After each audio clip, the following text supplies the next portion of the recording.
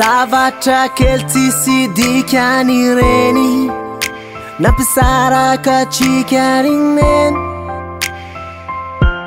anao mon amour aza mieny vavan'olo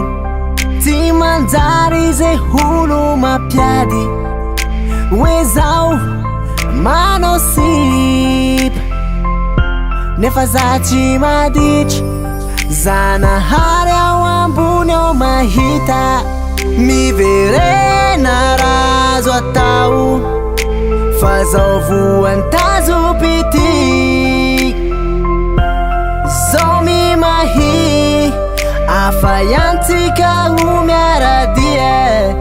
miverena razo atao fa zao voany tazopity zao mimahy afa yantsika ro miarady na ny mpiaramonina mitanana zagaga manontany hoe aiza madamo tsy takitsonoa zay alana namorona motifa hoe nandeha ny karana razo atao fa zao voany tazopity azy lazanao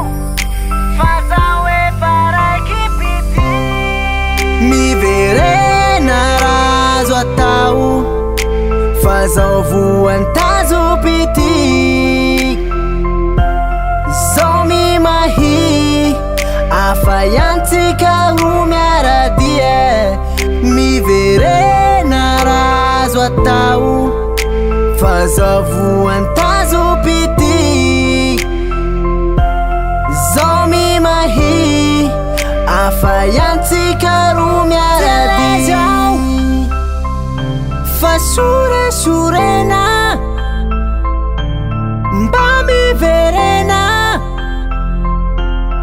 zao manatena ny fiverenana miverena razo atao miverena fa zao voany tazopity zao mimahy afa yantsika ro miarady miverena razo atao fa zao voany